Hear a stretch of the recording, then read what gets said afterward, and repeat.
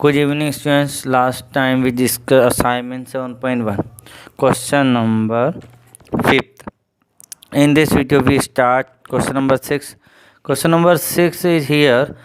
Two angles of quadrilateral are measured 75 degree each, and the other two angles are equal. What is the measure of either of these two equal angles? मतलब यहाँ पे to angle quadrilateral के हमें दिए हैं जिसमें से 75 each, मतलब दोनों ही 75 के हैं। ठीक है, तो यहाँ पे अदर टू एंगल्स जो है वो इक्वल है और हमें उनकी मेजरमेंट निकालना है कि वो दोनों इक्वल एंगल कितने के। ठीक है, तो हम कोई भी दो एंगल 75 के ले लेंगे और अदर टू एंगल को इक्वल बता देंगे। तो सॉल्व करते हैं हम क्वेश्चन नंबर 6 को। तो यहाँ पे हमने पैरेललोग्राम बनाकर कॉन्सेप्ट लगाया है कि अपोजिट एंगल इक्वल होते हैं, तो दोनों अपोजिट ए और सी को हमने 75 मान लिया, और बी और डी इक्वल होते हैं पैरेललोग्राम में, तो एक्स मान लिया। ठीक है, कंपलसरी नहीं है कि आप कोई पैरेललोग्राम के डायग्राम बनाएं, आप बिना डायग्राम के भी लिख सकते हो कि two angle A 75, angle B 75, other two equal बता सकते हो, और किसी भी टू एंगल को 75 बताना है और टू एंगल को इक्वल बताना है। तो हमने पैरेललोग्राम के कॉन्सेप्ट से ए और सी को इक्वल बताया और बी और डी को इक्वल बताया। ठीक है बच्चों, तो जैसा हमने सॉल्व किया वैसा हम लिख भी देंगे। In quadrilateral angle A 75, angle C 75, angle B और D equal to x degree. हमने इक्वल एंगल को एक्स माना है।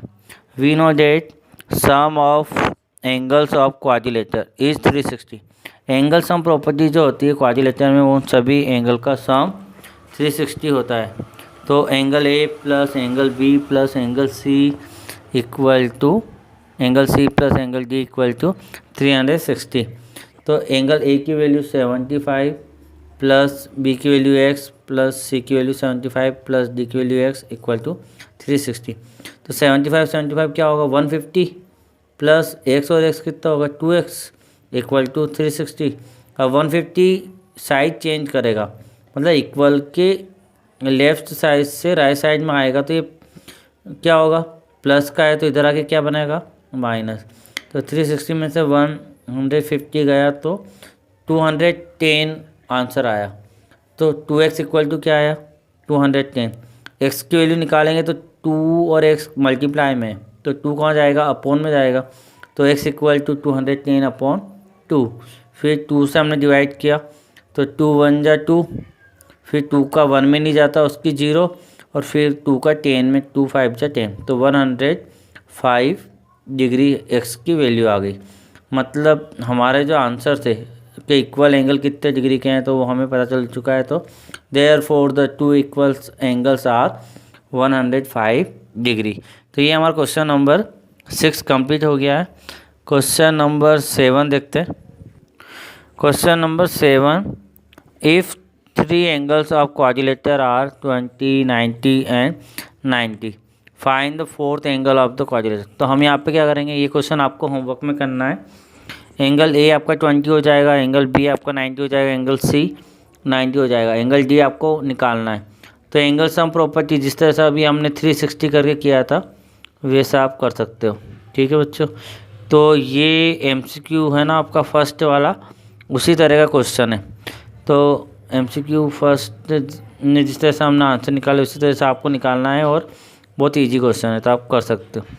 Question number 8, the measures of two adjacent angle of a quadrilateral are 85 degree and 115 degree and the other two angles are equal, find the measures of each of the equal angle. तो यहाँ पे to adjacent angle हमें दिए हुए हैं और other to जो है वो इक्वल है, और हमें इक्वल एंगल फाइंड करना है। तो एडजेसेंट एंगल क्या होते हैं, क्रम से ए बी वो एडजेसेंट होंगे, या बी सी एडजेसेंट होंगे, सी डी एडजेसेंट होंगे, या डी ए या ए डी एडजेसेंट। तो पास के जो एंगल होते हैं, क्रम से जो एंगल होते हैं वो होते हैं एडजेसेंट एंगल। तो सॉल्व करते हैं हम क्वेश्चन नंबर 8 को। क्वेश्चन नंबर 8 में हम सबसे पहले let the in quadrilateral ABCD quadrilateral को नाम दे देंगे। एडजेसेंट एंगल क्रम से आएंगे तो एंगल ए 85 डिग्री और angle B 115 degree. Other two angle equal है तो हमने angle C equal angle D equal x degree, इन दोनों एंगल को x मान लिया। एंगल सम प्रॉपर्टी वही हमने अभी जो बात की थी कि क्वाड्रिलेटर के सारे एंगल का सम 360 होता है, तो angle A plus angle B plus angle C plus angle D 360। तो ए और बी हमारा 85 डिग्री और 115 डिग्री हो गया। सी और डी एक्स एक्स है 360, तो 85 और 115 का 200 होगा और x x 2x equal to 360।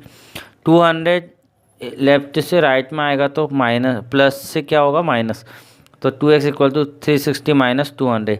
Minus करने पे क्या आएगा 160। 2x इक्वल टू 160, तो 2 और x मल्टीप्लाई में तो ये अपॉन में आएगा, तो अपॉन में आएगा तो 160 अपॉन 2, तो 2 से 160 कैंसिल हुआ तो 80 टाइम। तो therefore two equal angles are angle C angle D equal to 80 degree. तो बच्चों ये हमारा क्वेश्चन नंबर 8 कंप्लीट हुआ है। क्वेश्चन नंबर 9 देखते हैं। क्वेश्चन नंबर 9 हमारे पास है 4 angles of quadrilateral are in the ratio 2:3:4:1 find the angles. तो बच्चों ये क्वेश्चन नंबर 9, 10 और 11 ये 3 क्वेश्चन सिमिलर है, तो हम क्वेश्चन नंबर 9 करेंगे, 10 और 11 आपको करना है, ठीक है बच्चों। और 12 और 13 क्वेश्चन हम नहीं करेंगे, मतलब ये हमने कट कर दिए हैं, इनको हम सॉल्व नहीं करेंगे, तो केवल 11 तक करना है और 9th के अकॉर्डिंग 10th और 11 होमवर्क है, ठीक है बच्चों। तो हमें इन सारे क्वेश्चन में सिमिलरिटी क्या है कि रेशो दिया हुआ है और रेशो के अकॉर्डिंग हमें एंगल फाइंड करना है। तो इस 9th वाले में 2 3 4 1 का रेशो है, 10th वाले में 1 2 3 4 का है, 11 वाले में 3 5 7 9 का है। और इसी तरह का एग्जाम्पल नंबर 3 भी है पेज नंबर 172 पर, वो भी आप देख सकते हो। उस एग्जाम्पल में भी रेशो पे ही क्वेश्चन किया हुआ है, ठीक है। तो वो जो एग्जाम्पल नंबर 3 है उसका रेशो क्या है 3 5 7 9, मतलब यही क्वेश्चन है वहाँ पर 11। तो 11 तो आपका एग्जाम्पल नंबर 3 से भी हो जाएगा, ठीक है बच्चों। तो क्वेश्चन नंबर 10 आपको होमवर्क में करना है। तो क्वेश्चन नंबर 9 हम सॉल्व करते हैं, 10 आप कर लीजिएगा। Let the 4 angle of quadrilateral are, तो हम यहाँ पे रेशो के अकॉर्डिंग एंगल को मानेंगे। तो फर्स्ट रेशो 2 का था तो 2x, सेकेंड 3 है तो 3x, थर्ड 4 है तो 4x and last is x, 1 है तो x। इसके बाद इनको हमने ABC के अकॉर्डिंग मान लिया, तो एंगल ए हमारा first angle 2x, B 3x, सी 4x और डी x हो गया। एंगल सम प्रॉपर्टी लगा दी क्वाड्रिलेटर की, तो angle A plus angle B plus angle C plus angle D equal to 360। अब एंगल ए 2x है plus 3x plus 4x plus x equal to 360, तो सारे x हैं, तो x वाले लाइक टर्म में तो लाइक टर्म प्लस हो जाएंगे, तो 2 और 3 5, 5 और 4 9, 9 और 1 10, तो 10x इक्वल टू 360। तो 10 मल्टीप्लाई में तो अपॉन में आएगा, 0 से 0 कैंसिल होगी, तो x की वैल्यू क्या आ गई 36। अब हम एंगल्स निकाल लेते हैं। Angles are angle A equal to 2x, 2 into 36 हो जाएगा, x की वैल्यू हम 36 लिखेंगे, तो 2 इंटू 36 तो 72 डिग्री। एंगल बी कितना है 3x, तो 3 इंटू 36 तो 108 डिग्री। एंगल सी 4x है तो 4 into 36 144 degree. Angle D x है तो 36 डिग्री। तो हमारे चारों एंगल आ चुके हैं, 4 एंगल आ चुके हैं, तो there 4 angles are 72, 108, 144 and 36 degree. ये हमारा आंसर हुआ। तो क्वेश्चन नंबर 9 का अकॉर्डिंग 10 वाला आपको करना है। तो आगे बढ़ते हैं, नेक्स्ट एक्सरसाइज देखते हैं जो पैरेललोग्राम पर डिपेंड। पैरेललोग्राम की डेफिनेशन, उसकी प्रॉपर्टी हमने पहले बता दी थी आपको। तो सारे टाइप्स ऑफ क्वाड्रिलेटर आपको याद करने हैं, उनकी डेफिनेशन याद करनी है, उनकी प्रॉपर्टी याद करनी है बच्चों। तो अब हम एक्सरसाइज 7.2 करेंगे। जो कि पैरेललोग्राम पर डिपेंड है। असाइनमेंट 7.2 न्यू एक्सरसाइज स्टार्ट कर रहे हैं। तो first question is MCQ. First MCQ जी, two adjacent side of parallelogram are 3 centimetre and 4 centimetre respectively. The perimeter of parallelogram is. हमें 2 एडजेसेंट साइड दे रखी है पैरेललोग्राम की 3 और 4, और हमें उसका पेरीमीटर निकालना है। तो इसको हम आसानी से सॉल्व कर सकते हैं। देखते हैं कैसे सॉल्व होगा है। तो इस पैरेललोग्राम में एडजेसेंट साइड जैसे ए बी और ए बी के साथ जुड़ी हुई है बी सी, तो ये दोनों एडजेसेंट है। तो हमें 3 और 4 दे रखी थी, है ना। तो 3 और 4 ये मान लीजिए। तो हम एक बार जानते हैं कि in parallelogram opposite side are equal, opposite side equal होती है। तो अगर हमने बी सी को 3 माना है तो इसकी जो अपोजिट है वो भी 3 हो गई, और 4 के अपोजिट 4 हो गई। अब यहाँ पर A B equal C D दोनों क्या है 4 सेंटीमीटर, और बी सी और ए डी दोनों क्या है 3 सेंटीमीटर। अपोजिट साइड क्या है दोनों 3 सेंटीमीटर। पेरीमीटर ऑफ पैरेललोग्राम क्या होगा, sum of all side means 3 + 4 + 3 + 4। तो इन सभी का सम हो जाएगा। तो सभी का सम हो जाएगा तो कितना हुआ टोटल, 3 और 4 7, 7 + 3 10, 10 + 4 14, तो 14 सेंटीमीटर। तो हमारे पास जो ऑप्शन है उसमें से ऑप्शन सी इज करेक्ट। तो ऑप्शन सी हमारा क्या होगा, करेक्ट होगा। ठीक है, तो सेकंड एमसीक्यू देखते हैं। सेकंड क्वेश्चन हमारे पास है, the long side of parallelogram is 8 centimetre if the shorter side is 3/4 of the longer side. The perimeter of parallelogram is। तो यहाँ पर हमें लॉन्गर साइड दे रखी है 8, और शॉर्टर छोटी वाली साइड दे रखी है कि लॉन्गर का 3/4 है। ठीक है, तो हमें पेरीमीटर निकालना है। तो बच्चों ये सेकंड एमसीक्यू है ना, क्वेश्चन नंबर सेकंड जैसा है। तो सेकंड क्वेश्चन जब हम अभी सॉल्व करेंगे तो उसी सिमिलर तरीके से आपको सेकंड एमसीक्यू करना है। तो हम दोनों में से एक क्वेश्चन करेंगे तो हम सेकंड क्वेश्चन करवाएंगे। तो ये आप एमसीक्यू कर लेना। इसका जो आंसर है वो 28 है, A option is right. Third वाला एमसीक्यू हमारे पास, in parallelogram A B C D angle A जो है वो हमारे पास 45 है, देन अदर एंगल्स आर, हमें बाकी के एंगल निकालने। तो हम थर्ड एमसीक्यू करते हैं। एक एंगल हमें गिवन है पैरेललोग्राम का और अदर 3 एंगल हमें निकालने हैं। तो सॉल्व करते हैं इस क्वेश्चन को। In parallelogram A B C D के अंदर एंगल ए हमें 45 दे रखा है। तो पैरेललोग्राम का जो डायग्राम होता है जिसमें अपोजिट साइड पैरेलल होती है ना, तो ए बी और सी डी पैरेलल है, कभी आगे बढ़ाने पे कभी नहीं मिलेगी। इसी तरह से बी सी और ए डी भी पैरेलल है, ये भी आगे बढ़ाने पे कभी नहीं मिलेगी।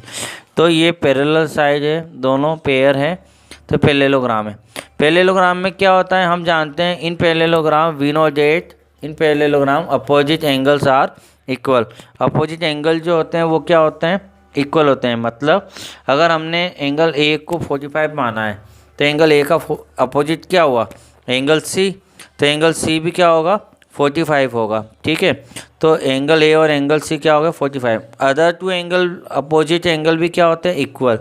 तो हमने अदर 2 एंगल को क्या माना है, एक्स मान लिया। तो एंगल बी और एंगल डी को एक्स माना।